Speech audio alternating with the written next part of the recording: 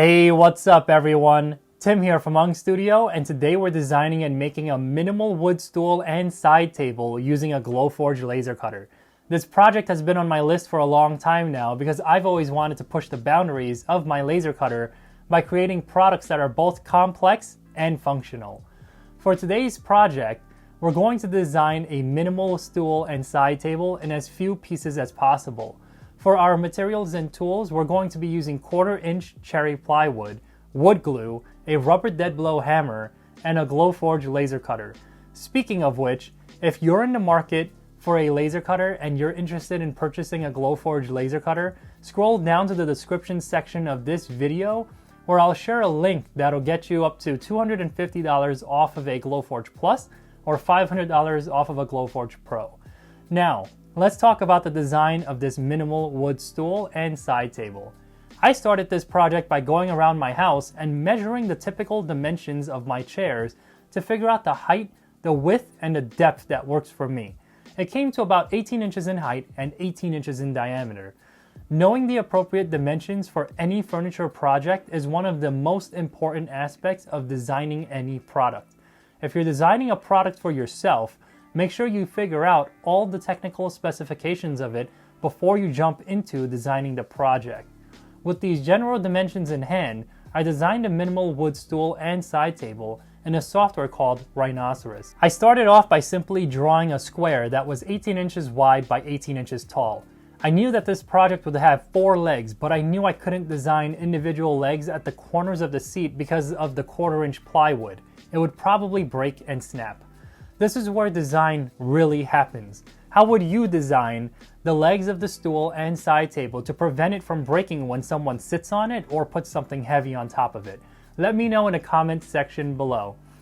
The way that I decided to solve the problem was to design the legs of the stool and side table as 2 intersecting squares. They would be installed at the center of the seat perpendicular to each other so that they intersect at the center. This would help distribute someone's weight evenly in all 4 legs and provide opportunities to design components that would support these legs. Let me take you step by step through the design process of each component in this project. Due to the size limitation of my laser cutter, I had to divide the legs into 4 separate pieces.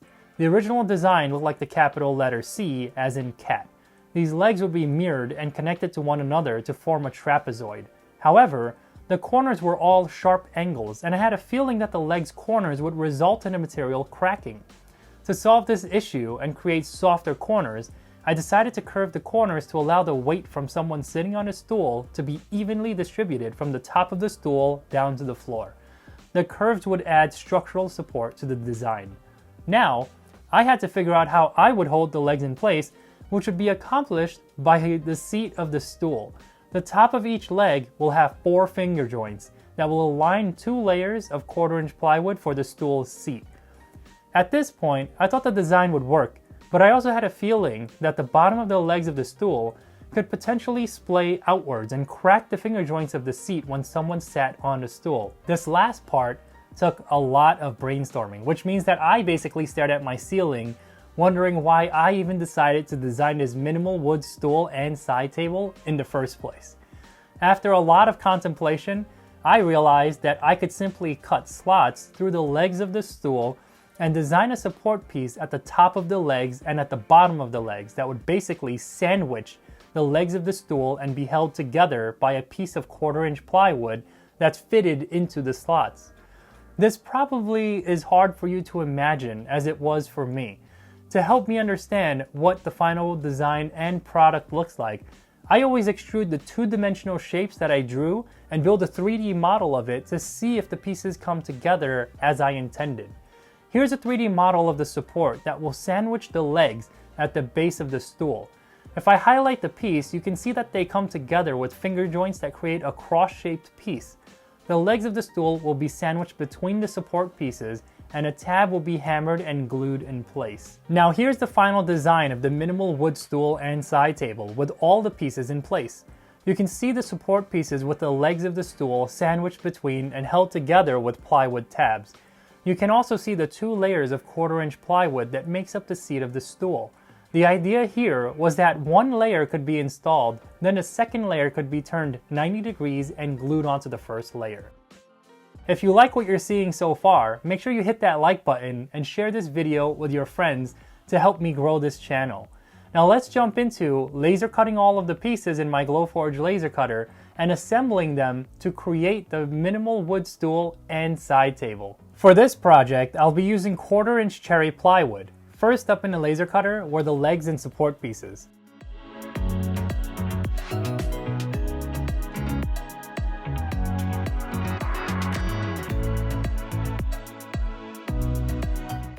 I could only fit one leg per sheet. After cutting 2 sheets of this layout, I had enough support pieces and switched over to cutting the last 2 legs out of 2 additional sheets.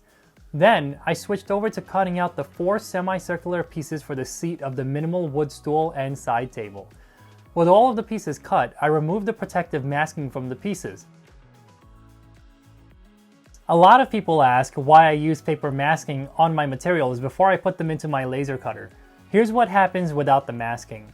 You can see the adhesive from the plywood melting and adhering onto the beautiful surface of the plywood.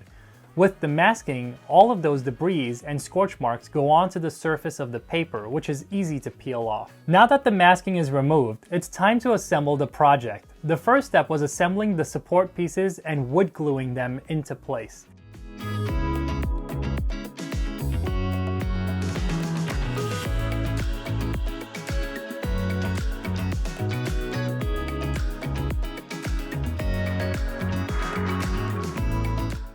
Then, I sandwiched the legs between the support pieces and joined all the pieces together with the wood tabs and wood glue.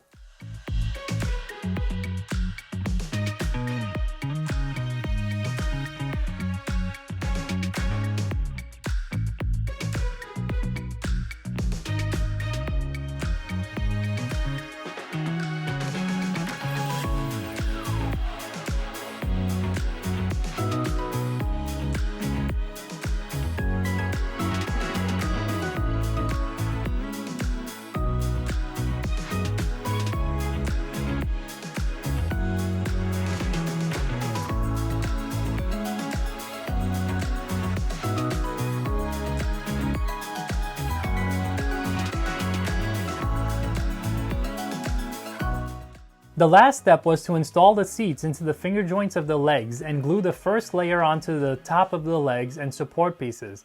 Then, I rotated the second layer 90 degrees and inserted the finger joints of the legs into the slots in the seats and glued the 2 layers together. With the assembly complete, I finished the wood surfaces with Odie's oil, which is a natural finish that's easy to apply and actually smells really good.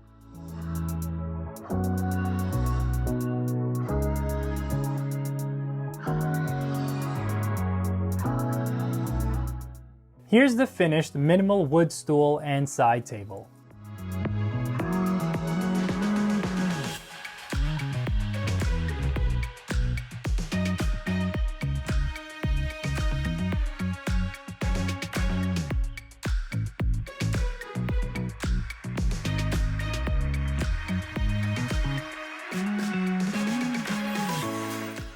Here's the moment of truth where I'll test it to see if it will hold my weight. I'm 6 feet 3 inches tall and 208 pounds. So that's how I design and make the minimal wood stool and side table. Like all minimal products, there's a lot of complex thinking that goes into designing the components that come together and create something that looks so simple. I was so afraid that it would break when I sat in it, but aside from some twisting when I move, the stool held up great and was able to hold my weight. The one thing that I love about the design of this minimal wood stool and side table is that it matches the simple design of the minimal personal table and also the minimal wood serving tray. These would probably make a great set in someone's house, right? Let me know in the comments section below. Thank you so much for watching and supporting my channel. If you haven't already, don't forget to like this video and subscribe for more like it. I'll see you again next week.